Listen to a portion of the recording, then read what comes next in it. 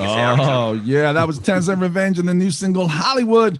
10 Cent Revenge is Greg Turner on bass, Josh Decker on lead vocals, guitars, and keyboards, Jake Victor on drums, and Steve Avella on guitar. And with us today, live via Zoom, is bassist Greg Turner. Hello, and welcome to Hair Metal Mixtape, Greg. Yay, what's up, Gabe? How you doing? Good, man. How's it going today? You're joining us from Phoenix? From Scottsdale, Arizona. Oh, yeah, man. I know Scottsdale. 105. Definitely a summer day for you. Well, you know, kind of a summer day for you guys there. Yeah, it hasn't even really hit yet. So, oh yeah. Man, I spent a few years living in Arizona, and I it's hilarious. By the second summer, I was like wearing jeans in the middle of summer, and people are like, oh, yeah. You're fucking crazy. I was like, no, you kind of it's a dry heat for real. You get used to it. Yep. My neighbor told me that when she saw me the first time, she goes, you're walking down this dirt road with, all black and leather pants. And she's like, this kid's not going to make it. And I was like, yeah, it's my second season. We're good. Totally, man. First of all, man, happy anniversary to you and your lovely wife.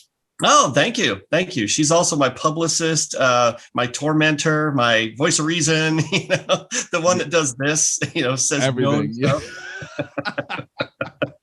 Well, then the good thing to congratulate her first, man. Oh, yeah. Every morning it's like, coffee's on, so. There we go. Perfect. Second of all, man, congratulations on the new single Hollywood, man. It's a great song to officially kind of get you guys out on the street here, man. Yeah, it's funny that Josh and I, we were with a band out of Nebraska. That's how we met. And we ended up going out to Hollywood, and the song was literally my observations on people that I met. So there's little hidden references to a bunch of my friends out on the West Coast. But fun fact is the guitar solo in that was done by Brian Forsyth from Kix, who is an East Coast guy. Yeah. And I'm like, going, great. We got a West Coast song with an East Coast guy on it. I was like, yeah, we're good. He did a phenomenal job. Great guy. Super cool. So coast to coast. I know. But it's weird. It's like all these weird adventures we had going out, because Josh and I actually took a train for real to Hollywood, and it was like a 3-day trip, and it wasn't pretty, but it was cool. You know what I mean? Wow. Did you guys do the train ride from New York to Chicago and then out to LA from the Chicago thing, or was it a different southern route? We hit the train in Nebraska at midnight. Oh, and so, and it was still like a 3-day deal to get there. And once we got there, in fact, they dropped us off in Sacramento, and we were supposed to cruise on down to Bakersfield. But because of the fires, they wouldn't take us down there. So we had to Uber from Sacramento to Los Angeles. Oh, wow. It was insane. But, the guy was cool about it. It's like, yeah, he rolled up in a Dodge Ram truck and said, yeah, is this a joke, or, is this a mistake? I'm like, no, we need to be in Hollywood by tonight.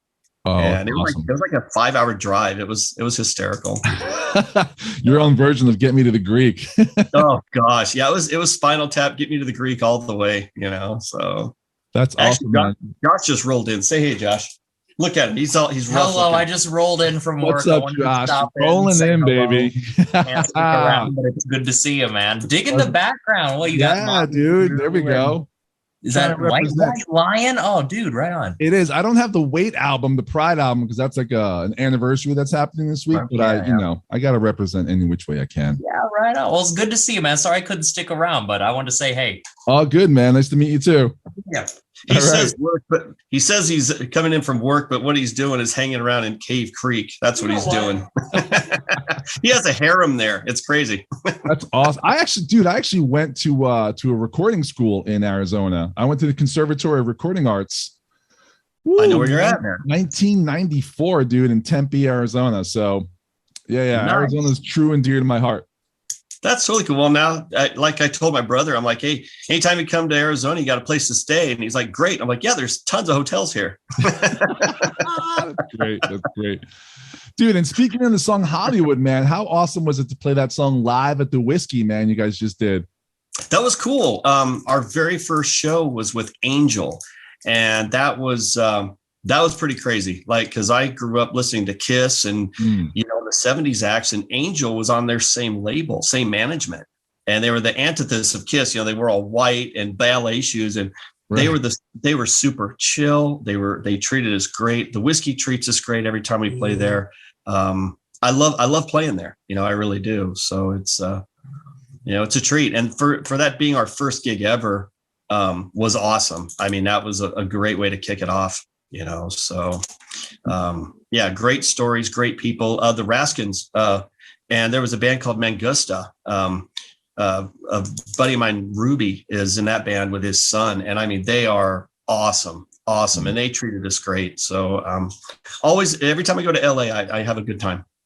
So. That's awesome. Yeah, it's good to feel welcome when you go somewhere, and especially when you feel comfortable. It's like you just feel totally comfortable just rocking out, and no second thoughts.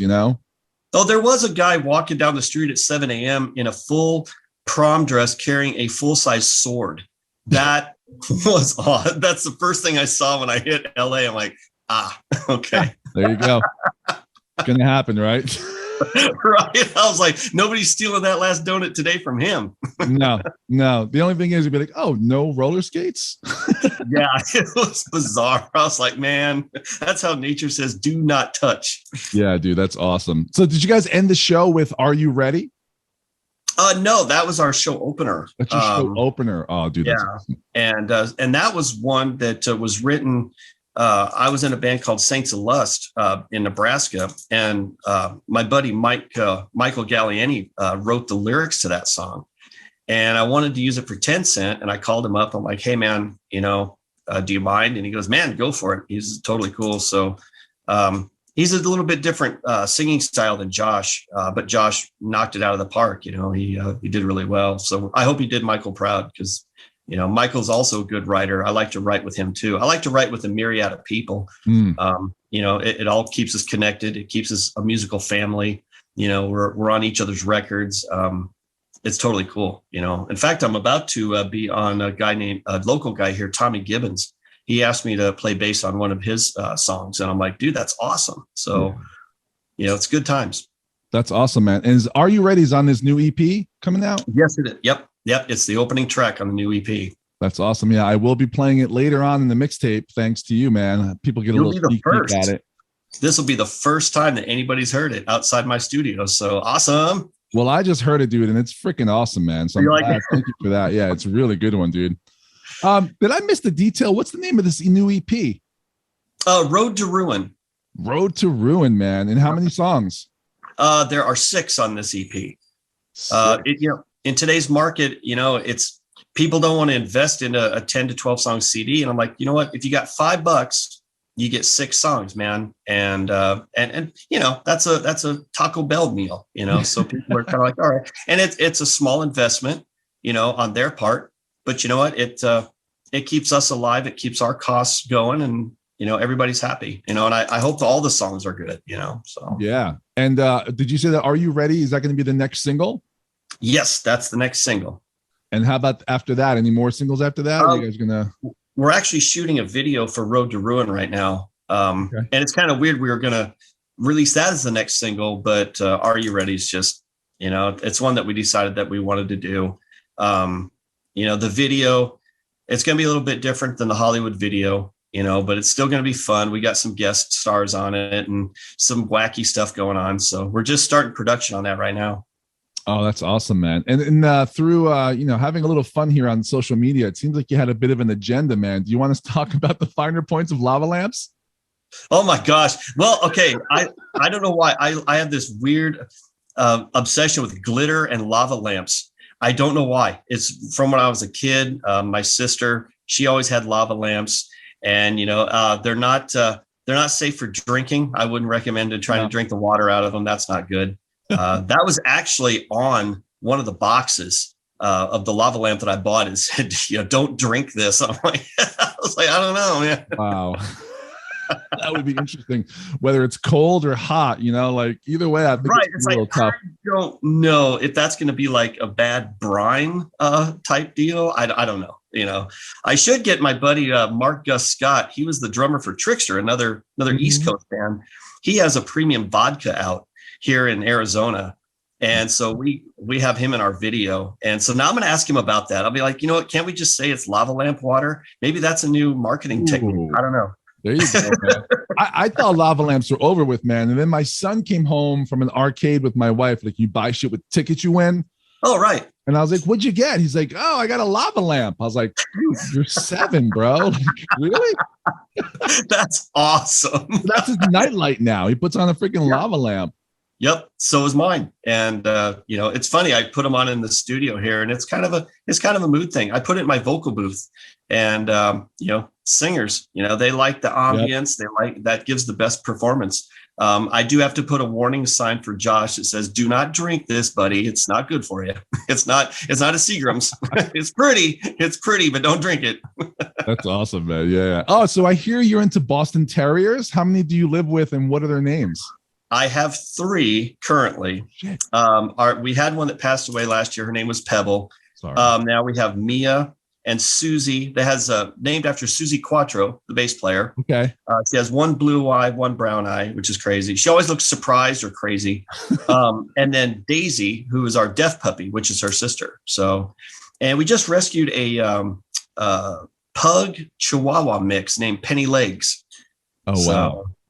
Yeah, it's I call everything in my house, along with my wife, I just call it Vag Force 5, and I'm the lowest on the food chain here. That's definite. I love it, man. Vag Force 5. That's the best. Yeah, that's gonna be our new album. There you go. All right, and last but not least, why did you punch your lead singer Josh Decker on camera? No, he knows why. Silence. No, we were just messing around in front of the whiskey, and there's all these cars passing by and an ambulance. And I was like, hey, man, let me punch you on camera. I got slapped on camera. And in the Saints of Lust, we did a scene where I got slapped on camera. And I thought, well, Josh, you're just gonna have to go through with this. And it looked good. It was funny. His glasses didn't fly off, though. That was the editing, like production errors. His glasses didn't actually fly off his face. So he can take a punch, apparently. So you got to use the CGI for the glasses. Yeah, no, they just stayed on his face. I don't know. It was weird. So now the challenge is, next time we're in Hollywood, maybe we'll give some free merch to who can, get his glasses punched off. Or I don't know. No, we're not going to do that. Sorry, everybody. Let's cut that out. We won't have any of that. Josh's going to walk the streets of LA scared. Yeah. He's going to end up looking like Chris Rock in the end. Boom. Boom. So speaking of the band, man, where'd you meet these guys? How'd you guys all hook up? It's a weird story. Our drummer Jake, he's in a band called Silence is Madness that they're awesome. They actually moved here from Nebraska, and I recorded their first album back in Nebraska, and they were amazing. So I knew them from that. And Jake's just a great drummer. He's a studio wizard drummer, so I love him. And then Josh, I knew from other bands, and I was in another band with him back in Nebraska. And then Steve Favela, Saints of Lust, my last band, we were doing our CD release party, and the venue called up and said, hey, we've got this other band that wants that date. Do you want to move your date? And I'm like, no, not really. And I was like, who's the other band? And they're like, it's a band called Bang Tango. And I'm like, well, okay, I know who they are, cool. And it wasn't the Bang Tango with Mark Knight. It was Steve Favela and Lance Eric, and along with Joe Lestay. And so I said, yeah, well, let's just share the bill. And they're like, well, do you want them to open up for you? I was like, no, not at all. We'll open for them, and it'll be cool, and it'll be a draw. And I got to know Steve, and I've seen him at NAMM a few times, and he's just a really cool individual. Fun to hang out with, very low drama, great, band stories. He's a pro. And I just said, dude, you want to, help us out with this and be on the record and, come and do some live shows. And, he took us fishing, which was, he's a great fisherman. We are not. So he hasn't invited me since. So I think there's something in that. But no, he's a great guy. And the band is really cool. We have a lot of fun. We flew in my buddy Roger Fletcher from my old band. We were in bands together for a long time, and we needed a second player, and I flew him in. So my gift to him was, dude, you get to play the whiskey. And he loved it. So it was a good time. It's a good time, awesome, man. So while people can't catch you guys live, where could they catch you guys the best? There's you guys got a website, right? Is it 10centrevenge.com or? Yep, 10centrevenge.com. You can definitely catch us on YouTube. The Hollywood video's up on that if you want to check that out. Give it a like. And then we're actually playing in September at the Whiskey with Steven Adler. Awesome. And we're trying to get on some festivals through our manager. He's been working hard for us, and he's super cool. So he sent me a few things. I'm like, yeah, put us on that. I don't care. Yeah. So anything, right? Everything, just do it. Yeah. I do it because I love doing this. You know, I mean, it's not a moneymaker. I don't care. This is what we do, and it's fun. So speaking of moneymaker, though, people can go and get some merch too, right, on that site? Absolutely. We actually have T-shirts that are a limited run. And once those are gone, they're gone. And then we'll be doing new T-shirts after that. We have backstage laminates that literally say no access. I get those a lot. My wife gives me one of those every morning. I don't know what that means. There's areas in the house I can't go to, apparently. And we're going to be getting stickers and buttons and all sorts of stuff. And of course, the EP is going to be dropping here in the next week or two. So they'll be able to have that. So the songs today, they're getting to hear kind of a preview, which is awesome. Awesome, man. Is there anything I missed that you want to let the listeners know before we wrap it up? Well, the heat index here is 110. What's your heat index? What are we looking at? My heat index is probably like not as shitty. It's currently just raining and 75, but muggy as fuck. It's raining in Brooklyn. Nice. Nice.